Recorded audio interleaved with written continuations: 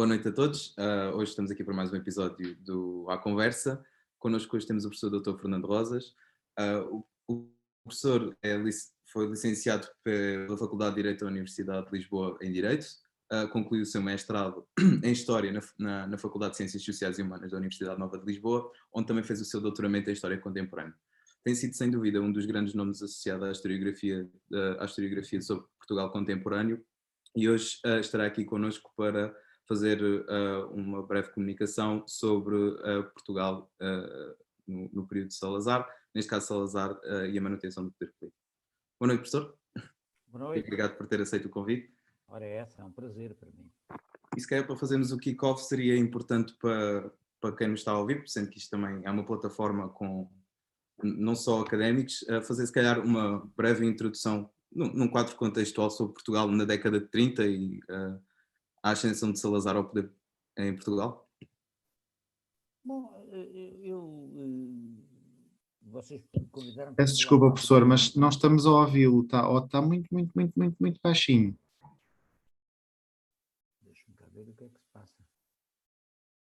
Pode ser, se calhar, dos fones.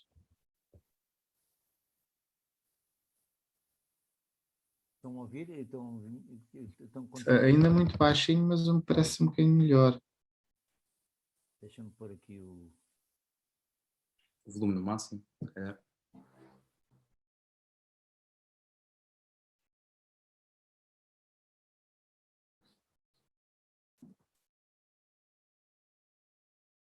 Isto acontece com as novas tecnologias, agora já se sabe.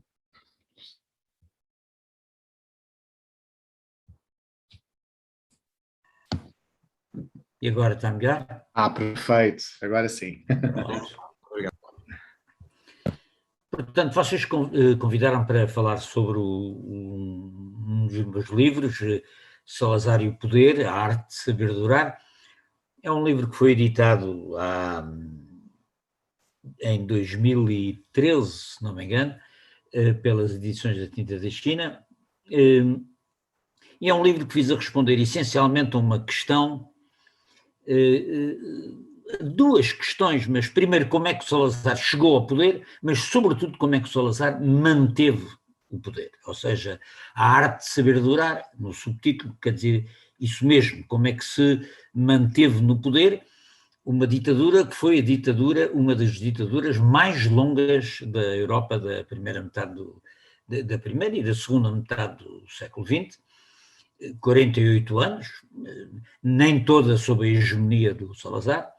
Ele é chefe do governo a partir de 32, mas de 32 a 68 e depois no consulado de Marcelo Caetano até 74. Ao todo, esse período prefaz 48 anos, é praticamente meio século do século XX português que se vive sob o regime ditatorial e sobre primeiro ditadura militar, entre 26 e 33, e a partir da Constituição de 33, num regime chamado o Estado Novo, não é? Auto-chamado o Estado Novo.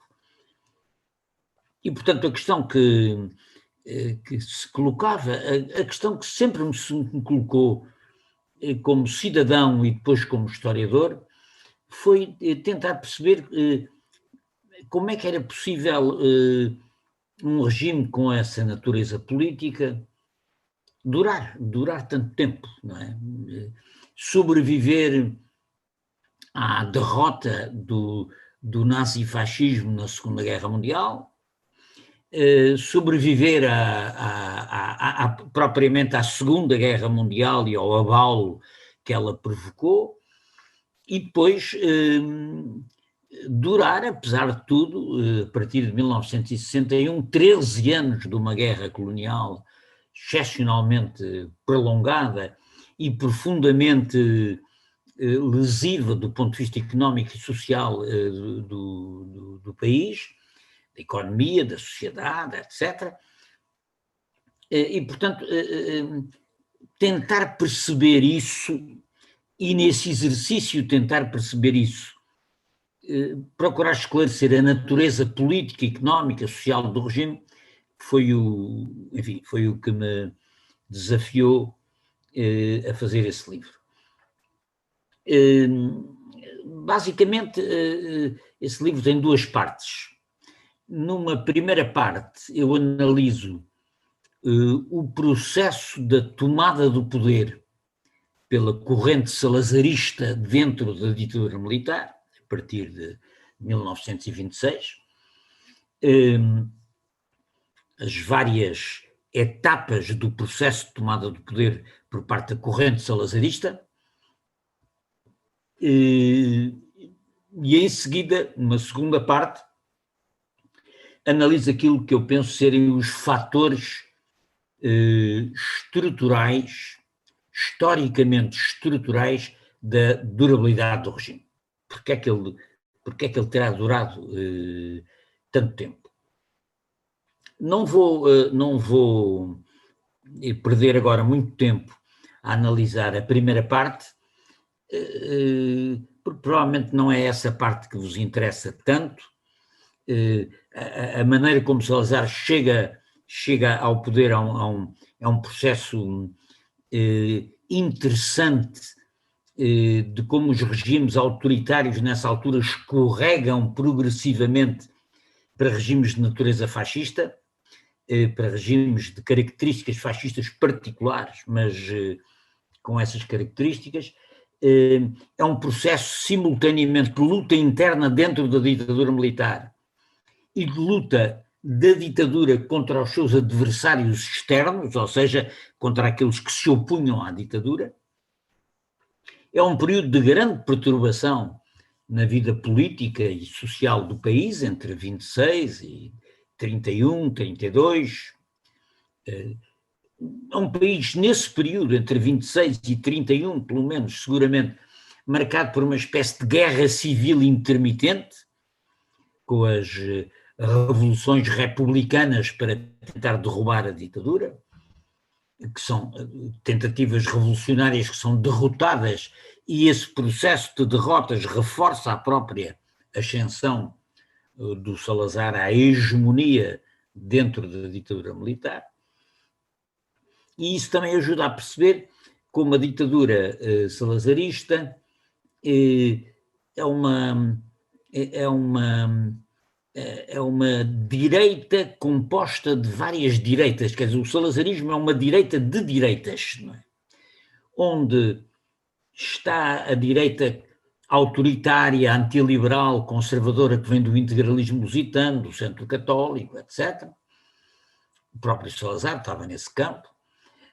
Uma direita republicana que se vai aproximando, como aliás se passa noutros países da Europa, das soluções autoritárias e fascisantes.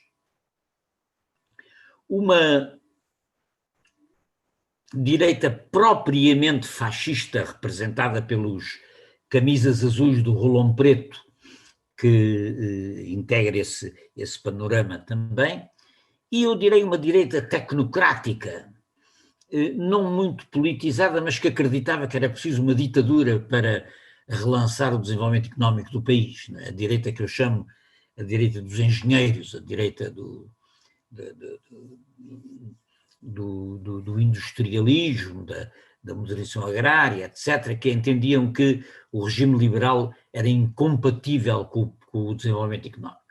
Essas 5 direitas são conjugadas, a hegemonia do Salazar sobre esse conjunto vai resultar num regime particular, que é o Estado Novo, que é um regime que tem, a meu ver, características fascistas particulares, e particulares porque combina aquilo que noutras obras eu chamo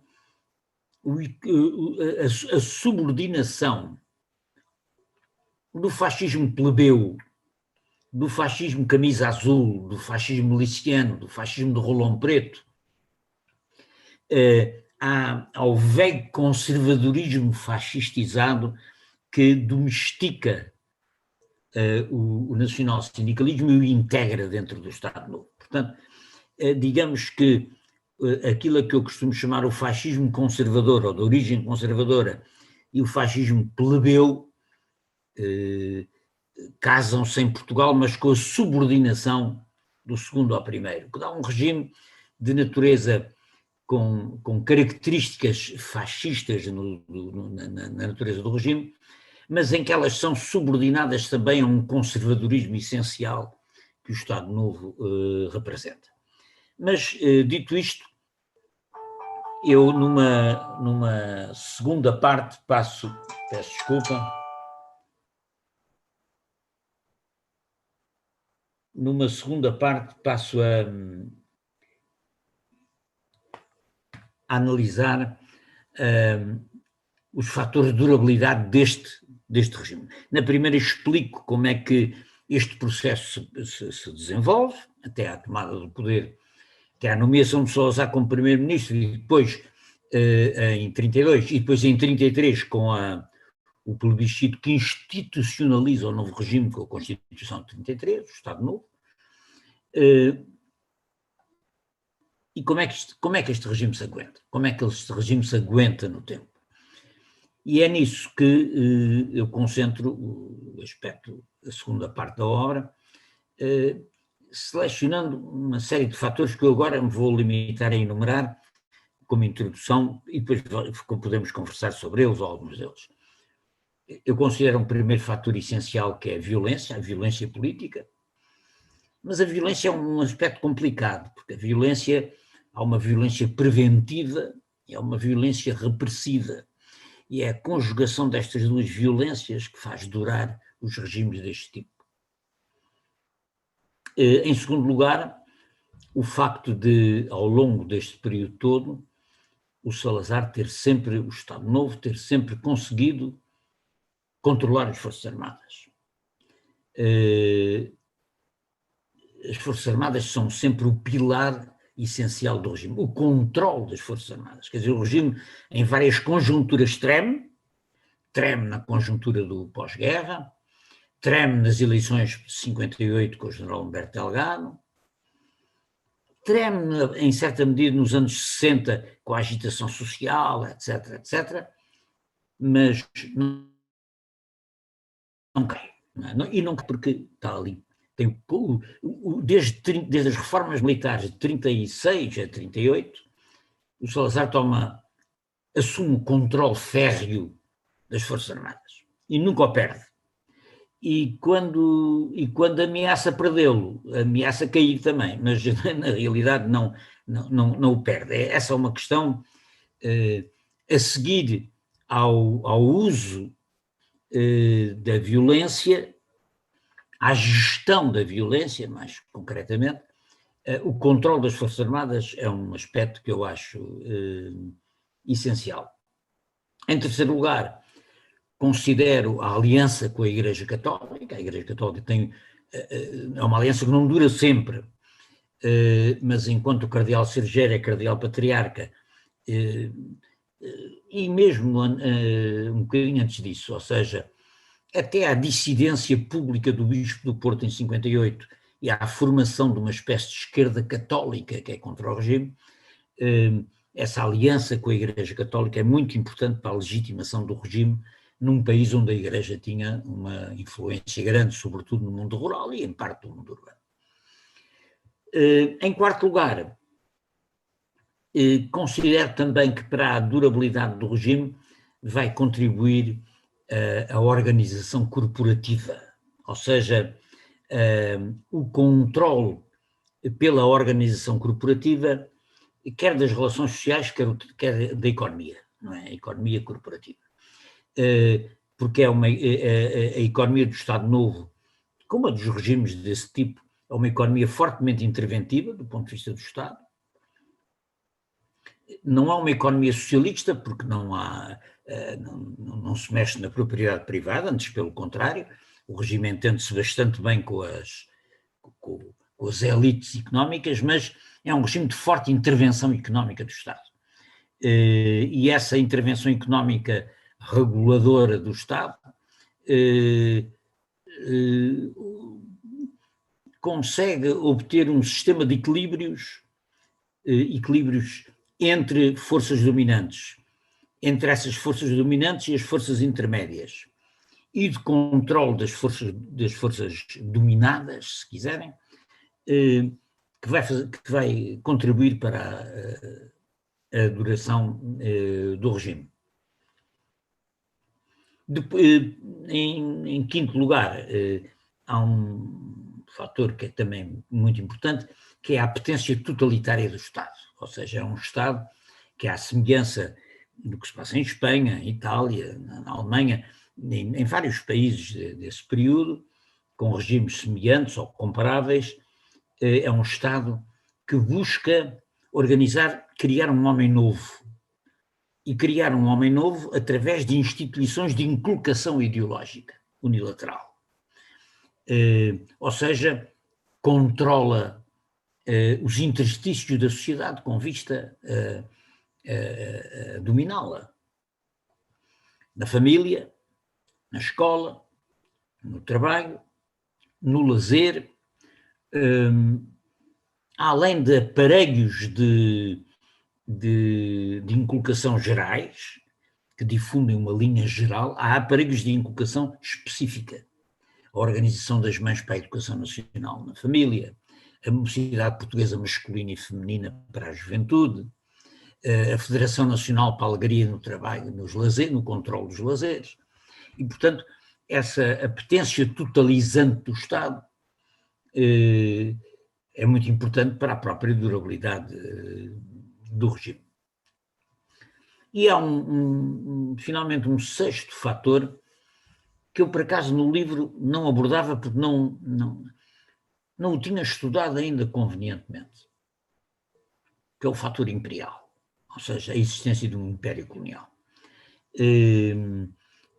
E essa existência vai ser mais importante do que eu próprio na altura considerava. Hoje, se tivesse que fazer esse livro, esse era um fator que eu acrescentaria, porque o fator colonial é um fator tanto do ponto de vista da economia do regime nessa altura, como do ponto de vista do imaginário, como do ponto de vista das representações míticas da nação, do império, etc. Esse é um fator muito importante para a durabilidade do regime. Quer dizer, é um fator de controle social muito importante, não é? A existência de um império que se apresenta misticamente como um Eldorado de progresso infindável num país pobre, à espera da colonização, à espera que a colonização o modernizasse, uma colonização concebida como os portugueses terem e virem a ter todos acesso a esse maná onde corria o mel e o leite. E a ideia mítica do império e o funcionamento concreto da economia do império e a ideologia que isso criou, tudo isso são fatores que contribuem também para a durabilidade do regime e que devem ser acrescentados a esses outros fatores que eu há pouco enunciei. A violência, o controle das Forças Armadas, a aliança com a Igreja Católica, a organização corporativa, o totalitarismo tendencial do Estado, a esses o fator imperial seria um fator também a juntar. E são esses os fatores que eu entendo que explicam a durabilidade do regime. E a questão imperial é importante porque é exatamente pela questão imperial que o regime vai cair. Ou seja, a necessidade em que o regime se encontra de não acompanhar a descolonização dos outros impérios europeus, mas, pelo contrário, se meter numa guerra interminável e sem vitória possível, vitória militar, entenda-se, isso faz com que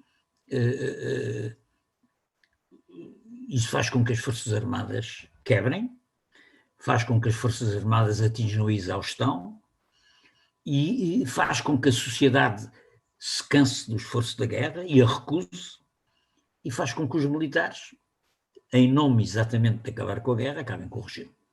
E, portanto, isso é mais um fator que dá importância ao fator colonial.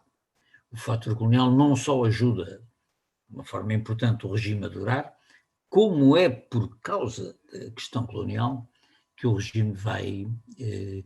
quer dizer, a questão colonial desperta as outras todas e, portanto... Mas o fator colonial é um fator determinante, não só na durabilidade, mas na própria queda do regime. E, portanto, esse, digamos assim, é a paisagem fundamental desse livro sobre o qual vocês pretendiam falar. Eu acho que a partir desta introdução, que já estava longa demais, aliás, vocês agora podemos conversar à vontade, não é? Professor, muito obrigado. E se calhar a primeira questão vem exatamente nesta quantidade de fatores que enuncia. A própria adaptação do regime aos contextos internacionais não pode ser vista como uma dessas razões. Estou-me a referir, por exemplo, ao contexto pós-guerra, na maior abertura de Portugal, pronto, tanto na questão económica, internacional, não pode ser visto como um desses motivos por ser muito conjuntural. A tua pergunta é relevante, mas repara, na durabilidade de um regime político, o que conta essencialmente são os fatores internos. São a maneira como o regime se aguenta face às contradições internas que uma determinada conjuntura desperta no seu interior. O fator externo ajuda, mas ajuda em função dos fatores internos, ou seja, o regime podia-se ter adaptado, podia ter explorado bem a sua neutralidade, por exemplo, na Segunda Guerra Mundial, e se o Salazar não conseguisse controlar o exército, caía mesmo tendo conseguido obter com a neutralidade, sobretudo com a última fase da neutralidade, mesmo tendo conseguido obter uma espécie de chancela anglo-americana para a sua sobrevivência no contexto da Guerra Fria. É claro, esse fator externo não é nada desprezível, como é evidente, mas o que é determinante na durabilidade do regime são as circunstâncias internas. É o facto de o regime ter reprimido com sucesso todas as tentativas internas de alterar o regime por parte da oposição, das oposições, digamos assim, e aí entra a violência, e aí entra a gestão da violência que se faz relativamente aos movimentos que no fim da guerra, estou a considerar agora a conjuntura do fim da Segunda Guerra, há movimentos sociais, há movimentos políticos, há uma tentativa de mudar o regime, mas o regime consegue derrotar essa tentativa,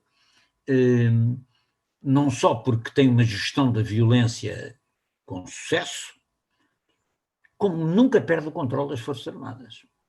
Além disso, dir-me-ás, foi ajudado por uma circunstância externa muito importante, que é a Guerra Fria. E o receio por parte dos anglo-americanos vitoriosos na guerra de que se implantar em Portugal um regime onde o Partido Comunista pudesse ter participação ou intervenção. E isso ajuda, é claro, o apoio que os aliados dão ao Salazar nessa conjuntura é importante, mas não é determinante. O que é determinante são os fatores internos.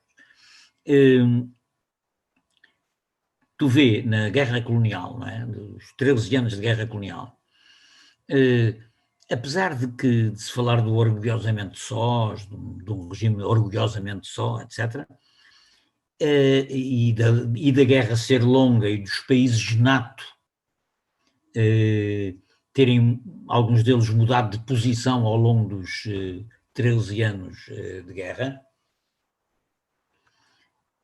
ou seja, apesar do regime ter circunstâncias desfavoráveis do ponto de vista internacional, pelo menos em certos momentos, estar aparentemente isolado ou não ter os apoios que esperava poder ter, ainda que esse isolamento não seja bem o que existia, enfim, houve sempre países NATO que nunca deixaram de dar apoio militar ao regime durante a guerra colonial, mas apesar disso, o regime aguenta-se. O regime aguenta-se durante... Quer dizer, não são as circunstâncias internacionais que vão fazer cair o regime em 1974. Pelo contrário, o Dr. Mário Soares, naquele livro, enfim, na obra que escreveu, de memórias, e naquele livro Portugal Amordaçado, fala até da dificuldade que ele teve em convencer países como governos, como partidos social-democratas, socialistas, como o alemão, ou o francês, ou o inglês, da viabilidade de derrubar a ditadura em Portugal, porque eles próprios não estavam muito para aí virados. Ou seja, o fator internacional aí não ajuda, mas o que é determinante é o fator interno. É sempre determinante o fator interno. E, portanto, o fator externo desempenha um papel que pode ser de apoio a uma determinada tendência ou de contrariar uma determinada tendência, mas o fator essencial são os fatores internos, ou seja, é a maneira como o regime gera a sua sobrevivência. Esse é que é o fator que me parece essencial. Obrigado, professor. Obviamente, o professor referiu em relação aos fatores internos e da importância que os fatores internos tiveram, por exemplo, em comparação aos fatores externos. Mas mesmo assim, e tendo em consciência ditaduras e outros pela Europa, como por exemplo tivemos na Alemanha, em Espanha, portanto em países muito maiores e que a qualquer altura poderiam ter decidido o rumo de se calhar anexar Portugal, aliás diz-se e há documentos de que a Alemanha ponderou isso, como ponderou muitas outras coisas.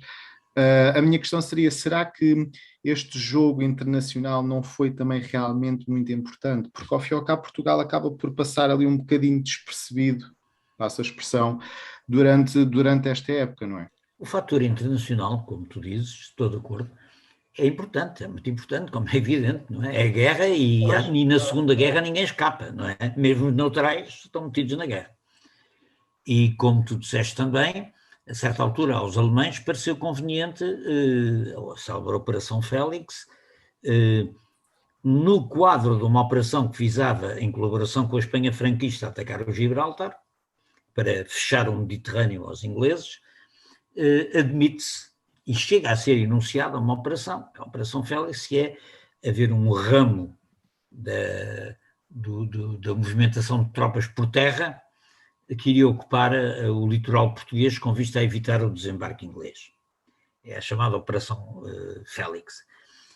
Bom, mais do que isso, há coisa de uns anos, talvez há uns 10 anos, 8 anos, 10 anos, um historiador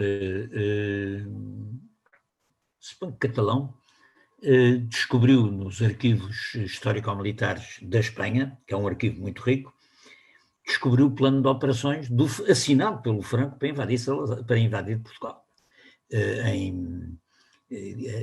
A data prevista era exatamente 1941, ou seja, é natural que o plano que ele encontrou, um plano detalhadíssimo, aliás, de invasão de Portugal, esse plano e assinado pelo caudilho, quer dizer, não era um mero exercício, era um plano militar de ocupação de Portugal por parte da tropa espanhola e que provavelmente, ainda que isso não esteja nas fontes, mas que provavelmente corresponderia àquela parte que estava destinada a ser, dentro da operação de ataque a Gibraltar, ser aquela coluna que se deslocava para ocupar o litoral português.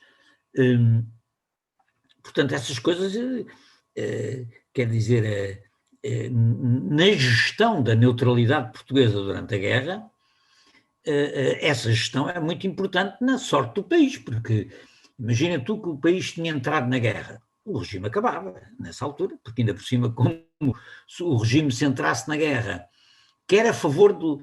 Repara, o regime entrar na guerra a favor do eixo é uma coisa que não era fácil de conceber em Portugal. Porquê? Porque Portugal tinha duas dependências absolutamente estratégicas da Inglaterra. A primeira dependência é a dependência económica, não é? Era um país que, desde logo no combustível, quer dizer, se o país entrasse em guerra com a Inglaterra, onde é que ia buscar a uga, não é? para o funcionamento da indústria, dos comboios, de tudo o resto? Ou quem é que fornecia boa parte da maquinaria, toda a maquinaria? Portugal era um país com com vulnerabilidades estruturais e dependências estruturais externas muito grande. E a Inglaterra era o grande parceiro comercial de Portugal ao começar a guerra, isso não há dúvida nenhuma, e foi sempre, durante a guerra, o principal parceiro, apesar dos esforços alemães de ultrapassar. Portanto, e além disso, há outra coisa essencial, é que da Inglaterra é que dependia a manutenção do Império. Porquê? Porque Portugal, a Inglaterra mantém o domínio do Atlântico, o domínio marítimo do Atlântico. Portugal não tem frota aérea, nem sequer frota mercantil tinha quando começa a Segunda Guerra Mundial. É por isso que mesmo para navegar e para os barcos trazerem o trigo, trazerem o carvão, trazerem tudo o que era fundamental para a nossa economia, precisava de alugar barcos aos ingleses, não é? E, portanto, não era muito provável que, apesar do regime, do ponto de vista da sua natureza política, estar mais próximo das potências do eixo, de um ponto de vista da estratégia internacional, era muito difícil ao governo português entrar na guerra pelas potências do eixo, porque colapsava do ponto de vista económico e imperial, e o Salazar sabia que não podia fazer isso. Isso era um daqueles dados da política externa que era mais ou menos incontornável desde o Dom Carlos e o Tratado do Windsor de 1899. Portanto, isso não, por aí não se podia ir. O coração do Salazar batia mais aceleradamente com o regime, sobretudo com o regime do Mussolini, com o regime da Alemanha com alguma desconfiança, mas, enfim, era para ali que, era nesse sentido que ele ia. Mas, do ponto de vista estratégico, a solução era não entrar na guerra. Não entrar na guerra. Porque se entrasse pelo lado do eixo, era derrotado com o eixo. Se entrasse pelo lado da Inglaterra, era derrotado pela vitória das democracias e pelo efeito que isso provavelmente, absolutamente, teria num Portugal que participava como beligerante na vitória. Além de cá outra coisa, é que se Portugal ousasse pronunciar-se como beligerante a favor da Inglaterra, era invadido pela Espanha. Nesse caso, aliás, isso não restavam poucas dúvidas que assim fosse. Seria um suicídio, não é? Bom, claro, era uma política irrealizável, não é? E nem sequer estava dentro daquela tradição da política externa que vinha desde a monarquia, desde o fim da monarquia, por aí fora. Portugal era um país de costas, como dizia o Salazar em 35, costas voltadas para o continente, cara voltada para o Atlântico. Portanto, portanto, manter a neutralidade, nesse sentido, foi uma coisa essencial para a durabilidade do regime. Foi, claro, foi. E manteve-se, e o Salazar saber manter a neutralidade foi das habilidades fundamentais que ele conseguiu fazer. E como dizia o Marcelo Caetano, isso deveu-se a várias circunstâncias que, no entanto, não dependiam do governo português. Não é? Porque aos ingleses não convinha que Portugal entrasse ao lado deles na guerra. Porquê? Porque não tinha capacidade de defender Portugal em caso de invasão. E, portanto, a Península, tal como na Primeira Guerra, na Segunda Guerra, a política britânica para a Península foi mantê-la fora da guerra. E encarregar, de alguma maneira, ao regime português de agarrar o Franco fora da guerra. E teve por pouco, não é? Porque o Franco comprometeu-se a entrar na guerra, só não entrou na guerra porque em certa medida, porque entrar na guerra era um esforço militar e económico de tal ordem que o regime franquista que saía de uma guerra civil não tinha, quer dizer, os alemães tinham que pagar tudo e os alemães não queriam pagar tudo, não é? E, portanto, por outro lado, a ocupação de Portugal pela Alemanha parecia ao Hitler interessante no princípio, em 40, para exatamente atacar a Gibraltar e impedir o desembarque, e saltar para os Açores, muito importante, mas a partir de 41, quando a Wehrmacht teve que se desviar primeiro para os Balcãs, para atacar a Jugoslávia e depois a Grécia, e depois para a Operação Barbarossa na Rússia, isso deixou de ser uma prioridade, não é? E, portanto, os alemães tiveram outro interesse, que é não ocupar Portugal, que isso já estava fora da medida, mas beneficiar do comércio com Portugal, ou seja, poder vir comprar a Portugal as coisas que faziam falta, quer produtos coloniais que vinham para Portugal e eles podiam vender aos alemães, que era o wolframio, não é?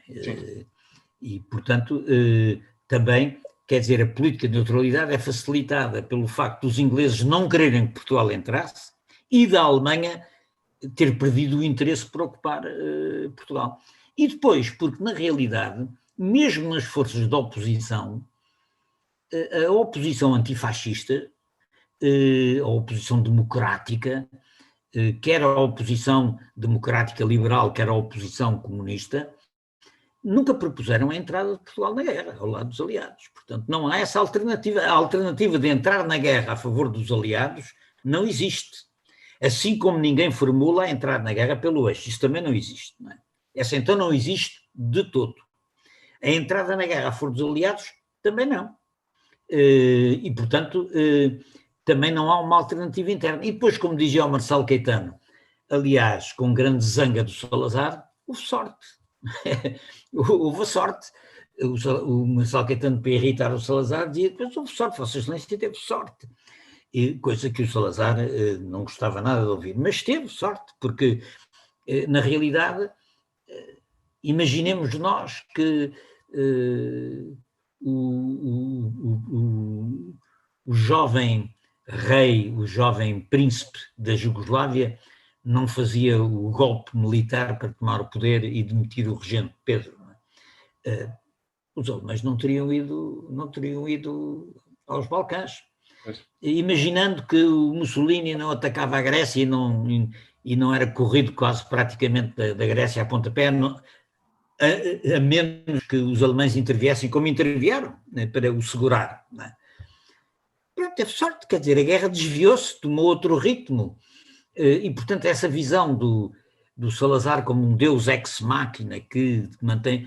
Não, quer dizer, Portugal era um pequeno país periférico. Ele geriu a neutralidade com habilidade, mas a neutralidade é possível manter porque os senhores da guerra, chamemos-lhe assim, orientam os seus interesses de uma forma que foi favorável à manutenção da neutralidade portuguesa.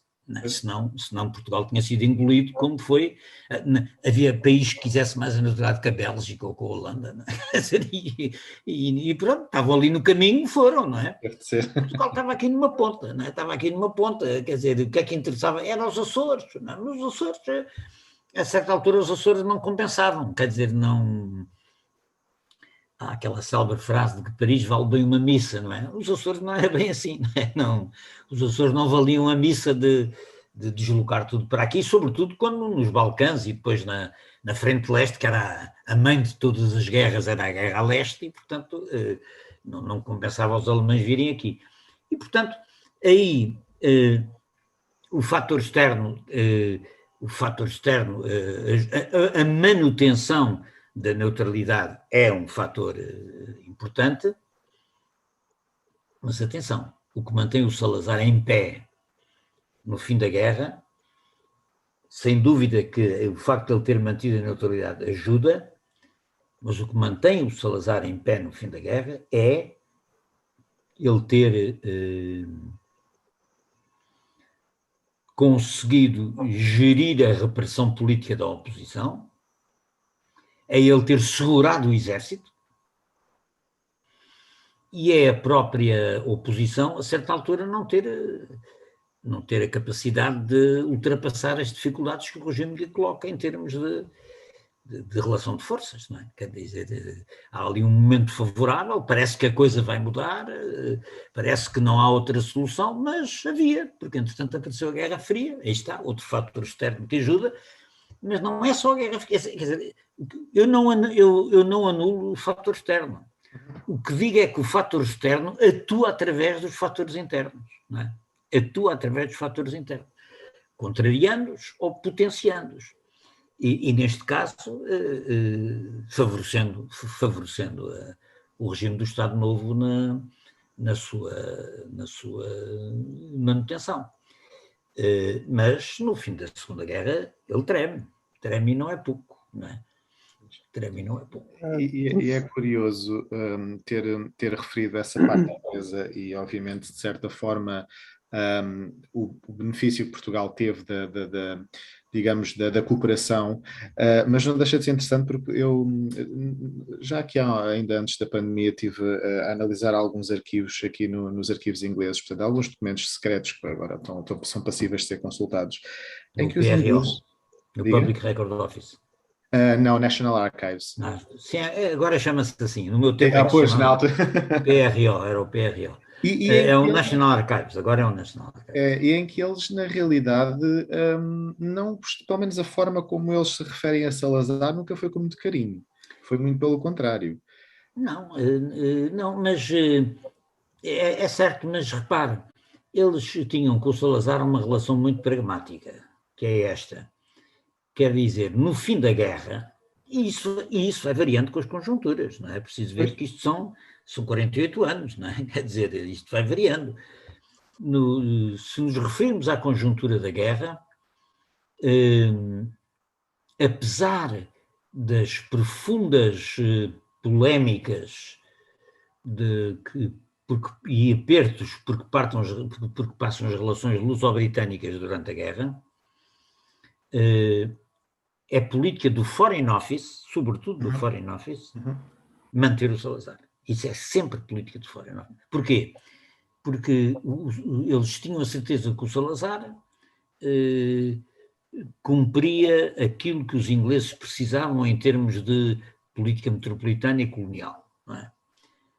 O regime que viria a seguir, com um governo democrático, fruto de eleições, em que provavelmente os comunistas poderiam ter como tiveram por toda a Europa, um papel destacado do ponto de vista eleitoral e político no fim da guerra, era uma grande incógnita, não é? E, portanto, sobretudo, à medida que o quadro da Guerra Fria, a partir de 46, 47, se vai delineando. E, portanto, o Salazar é um aliado difícil para eles, mas que eles aguentam. Dá jeito, não é? Repare, quando se está a questão do wolframio, essa questão é talvez aquela que está mais tremida a lealdade dos ingleses, a certa altura o Churchill acha que é preciso alimentar um golpe de Estado e fazer um golpe de mão contra o Salazar. O que nem era difícil, porque a oficialidade portuguesa estava, até por causa da Primeira Guerra Mundial, tinha muitas tradições de ligação aos ingleses, não é? E até a entourage do Presidente da República, do Carmona, quer dizer, a própria filha do Carmona, a entourage do Carmona, aquela gente os ingleses tinham aí muita influência. E ele dizia que era preciso apertar o colarinho ao Salazar, porque o Salazar não queria embargar o wolframio, a questão do wolframio, não é? Como sabem. E o Churchill chega a escrever uma carta muito violenta ao Salazar. Eu vi essa carta. Li essa carta. O wolframio, os senhores estão a dar à Alemanha, que está a matar ingleses, que está a matar australianos, que está a matar não sei o quê, e o Salazar responde, mas também está a matar os comunistas. Portanto, havia sempre como escapar, não é? Exatamente, e portanto, quer dizer, e aquilo é uma coisa em cima, o Churchill quer avançar varrer o Salazar, e quem segura o Salazar é o Eden e o Ministro dos Negócios Estrangeiros.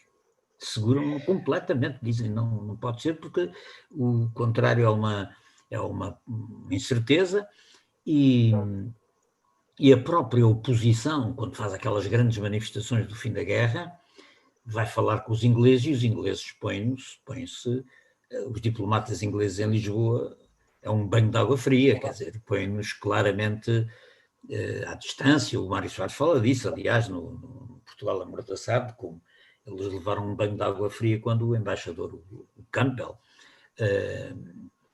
enfim, os recebeu com a maior reserva possível. A posição britânica e do Foreign Office em Portugal, o Foreign Office contribui muito para a posição britânica e é decisiva, porque noutros serviços da Inglaterra a questão não é tão simples, quer na guerra económica, sobretudo quando está no Ministério da Economia de Guerra o o Dalton, não é? O Hugo Dalton, que é trabalhista e quer apertar mesmo os gasganetes aqui Sendo Labour é normal, pois. Ao Franco, e os serviços secretos, o MI5, que aliás organizam aquela rede Shell, não é? A rede de espionagem e de resistência, uma rede para o caso da invasão alemã, completamente à margem da embaixada. Completamente à margem da embaixada. O embaixador é surpreendido por haver uma rede que tinha, ainda por cima, que era composta por vários opositores do regime, inclusive comunistas. Portanto, essa rede estava montada, que era uma rede que ia ser armada, municiada para a resistência alemã, e o embaixador não sabia de nada. Quem informa o Salazar são os espanhóis através da espionagem alemã. E informam o Salazar e eles dão cabo da rede Shell. Mas isto para dizer que o Foreign Office tem sempre a grande política imperial, é o que domina sempre na decisão do governo, e eles aguentam os Salazar. Eles e os americanos, porque os americanos seguiam os ingleses nessa matéria no fim da guerra. Achavam que isto era território inglês, digamos assim, chamamos-lhe assim, que era uma coisa que dependia dos ingleses e, portanto, eles seguiam a... E depois a Guerra Fria teve uma evolução determinante nesta coisa. É claro, o regime podia ter caído, não é? Mesmo com a evolução da Guerra Fria, etc. Havia muito descontentamento. Você repara, temos que ver o que é, do ponto de vista histórico, um fim da guerra. O fim da guerra é o fim do fascismo, é o fim das ditaduras, e é a esperança enorme num mundo novo, renovado, com maior justiça social, com paz, com liberdade. É só uma esperança enorme. Nunca se esqueça que o Winston Churchill ganha a guerra e perde as eleições no fim da guerra. É verdade, é verdade. Porquê? Porque enquanto o Bevan, do Partido Trabalhista, fazia uma campanha eleitoral a falar do emprego, dos transportes, da saúde, da educação, o Winston Churchill fazia a campanha eleitoral falando do império e da grandeza britânica. É claro, os eleitores, a guerra tinha sido muito dura e os eleitores escolheram os trabalhistas, coisa que o Winston Churchill subestimou completamente, ao ponto de ir para a Conferência de Potsdam convencido que era o vencedor e de ser substituído no meio da conferência. Quer dizer, o líder da oposição vitorioso nas eleições substitui-o como representante, primeiro-ministro da Inglaterra, na Conferência de Potsdam. Quer dizer o quê? Que o ambiente do fim da guerra era uma coisa muito poderosa. O regime, e com óbvias implicações em Portugal, porque havia um estado de espírito generalizado de que o fim da guerra era o fim das ditaduras e que, portanto, em Portugal o salazarismo não ia continuar, não podia continuar. Sabe que eu tenho mesmo uma lembrança pessoal disso. Eu nasci em 1946, né? Há muito tempo já. E não é dessa altura que eu me lembro, mas lembro-me do meu pai me falar exatamente desse ambiente. Quer dizer, quem é que pensava que depois daquilo tudo, da guerra, do sacrifício, daquela hecatombe gigantesca, quem é que pensava que as ditaduras se podiam manter? Era impensável, não, isso ia acabar, a democracia ia ser uma coisa universal, generalizada, era o socialismo de um lado, era a democracia do outro, isso vinha aí um mundo novo, não é? E aí está. O que é que determina? São os fatores externos? Não, o que determina é o fator interno, é ele ter-se conseguido aguentar, não é? É certo que o fator externo desempenha um papel, sobretudo a Guerra Fria, 46, 47, 48, o regime está tremido até 49, mas em 49, de facto, o contra-ataque final na candidatura, na campanha eleitoral das presidenciais, e a partir daí é fogo sobre a oposição, é quando o Salazar os prende a todos e acaba com as veleidades de qualquer transformação política. Isso por causa do interno e do externo, dos fatores de durabilidade. É um bom tema, mas eu acho que os fatores internos são sempre os determinantes. Não anulo os fatores externos, mas entendo que os fatores externos agem através dos fatores internos. Professor, duas perguntas que têm a ver com o fator externo, mas também ligado com o fator interno, que é o fator interno, o segundo, sobre o controlo do Estado sobre as Forças Armadas. Eu gostaria de perguntar ao professor se acha que é possível que Salazar tivesse uma inclinação maior para aceitar a NATO e para entrar ou não, e se sim, se isso deixou marcas exatamente nesse fator, se ele acabou por ir arrastando um processo interno de alguma forma de mudança de mentalidades dentro das próprias Forças Armadas em relação ao próprio Estado, ou se não, pelo contrário, manteve-o como único e estátil, como esteve desde 26 até desde 26 ou 33, ao final da década de 30, até acabar o regime. Como sabes, Portugal adera à NATO em 49, não é? Quando Portugal entra na NATO, e é também quando se cria a Organização do Tratado do Atlântico Norte. O Salazar inicialmente tem fortes reservas em relação à NATO. Porquê? Porque ele desconfia que a adesão à NATO pode implicar uma alteração da natureza política do regime. E isso há documentação absolutamente explícita sobre isso. Não é? As orientações que dá mesmo aos diplomatas que negociam a adesão é por uma série de reservas, não é? E nomeadamente reservas, todas elas sobredeterminadas pela ideia de que não pode haver nenhuma implicação na natureza política do regime. Não é? O regime, apesar de na introdução ao pacto, etc., ao Tratado do Atlântico Norte, haver considerações sobre a liberdade e a democracia, isso é uma coisa que o Salazar põe logo de fora, quer dizer, põe logo a adesão à NATO fora desse condicionalismo. E a verdade é que os fundadores da NATO, sobretudo os Estados Unidos da América, a Inglaterra, mas os Estados Unidos da América, sobretudo, não tinham muito por onde escolher, tinham que fingir que sim, porque os Açores eram uma questão nessa altura fundamental, e portanto era... Sim, a única razão que nós entramos na NATO é por causa dos Açores. Nem eles nos convidariam, não convidaram a Espanha, por exemplo. Não é? Sim, nós somos a única ditadura a integrar a NATO, não é? E portanto, a projeção de forças que os Açores permitiam às Forças Armadas dos Estados Unidos, no caso de um conflito com a União Soviética, foi determinante. Mas isto para dizer que nesse primeiro momento o Salazar desconfia da NATO, mas depois percebe que a NATO não o incomoda politicamente, pelo contrário, é preciso dizer que os países da NATO, até ao início da Guerra Colonial, no seu conjunto, acham que, sobretudo os anglo-americanos e até os alemães, acham que partilham um pouco aquele ponto de vista aristocrático britânico de que há povos que estão preparados para a democracia e há povos que não estão, não é?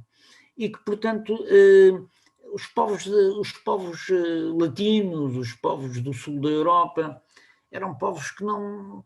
A democracia era uma coisa própria de povos especialmente preparados, politizados, desenvolvidos, e os portugueses até tinham muita sorte de ter um ditador catedrático que vinha da Universidade de Coimbra, etc., porque na América Latina eram aqueles generais das bananas e daquela coisa, aquele folclore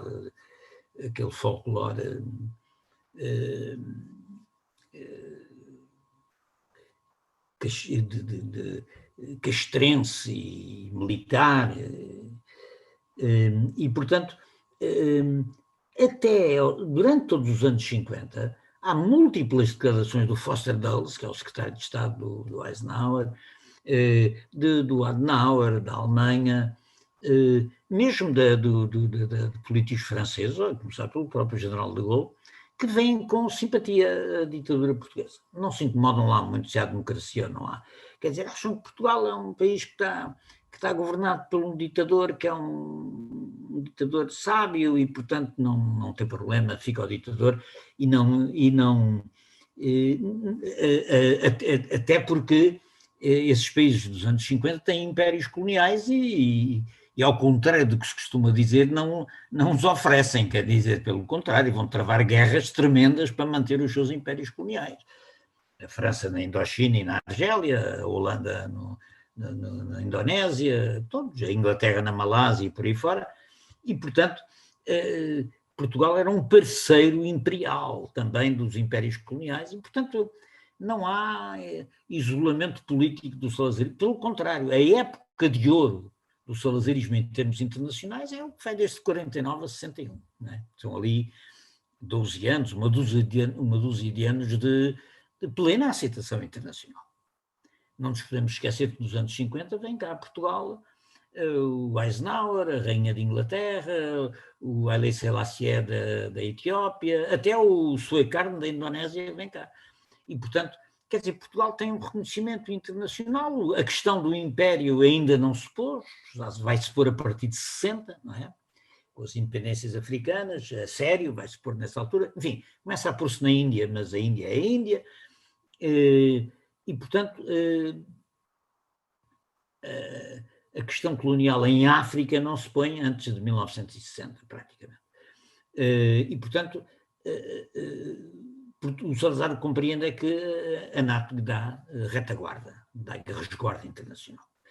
E, pelo contrário, vai servir enormemente de argumento no quadro da guerra colonial, em que diz que a guerra colonial é uma guerra do Ocidente contra o leste pelo controle da África, não é?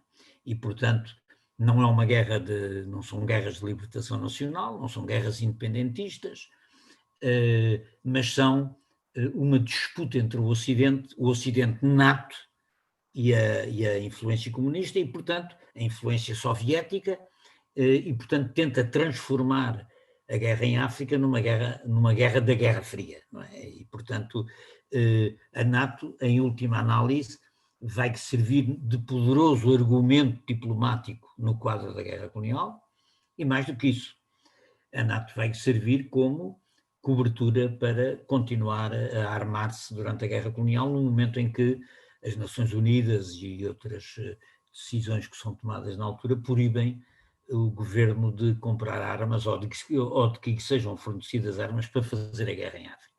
E isso é rompido pelos franceses, que nunca o aceitam, é rompido pelos alemães, é rompido pelos governos conservadores alemães e pelos governos conservadores ingleses. Portanto, a NATO, além do mais, tem um papel concreto no apoio militar à guerra em África, já para não falar no facto da administração Nixon, contrariando a tradição que vem da administração Kennedy, a administração Kennedy altera essa orientação, a orientação que vinha de fechar os olhos à questão colonial, não é? Mas o Nixon repõe, aceita essa visão, através do Kissinger, que é o seu secretário de Estado e Conselheiro Nacional para a Defesa, aceita essa visão da guerra em África como uma guerra da Guerra Fria, mas é já tarde, para o Marcelo Caetano, neste caso, mas aceita armar o exército colonial, reforçar o armamento do exército colonial, sobretudo naquelas armas que lhe faltavam, que eram os mísseis terra-ar e ar-terra, e que a guerrilha começava a utilizar e os portugueses não tinham. E, portanto, ou seja, as reticências iniciais em relação à NATO vão desvanecer-se e a NATO vai ser um quadro internacional muito importante para a credibilidade e sustentação do regime e, nomeadamente, da guerra colonial. Professor, já estamos mais ou menos na hora. Muito bem. De encerro. Resta-nos, portanto, agradecer imenso pela sua presença. Espero que a conversa tenha sido interessante para vocês. Foi, sem dúvida. Sem dúvida. Deixamos também, que depois será deixado no Spotify e no YouTube, juntamente também com o livro do professor. Resta-nos deixar-vos a todos umas boas noites. E... O livro, salvo seja, o link para as pessoas adquirirem o livro do professor. Exato. Ok, vocês são estudantes de quê? História. Já agora, só para finalizarmos, muito obrigado a todos a quem nos está a ouvir também e até uma próxima. Obrigado.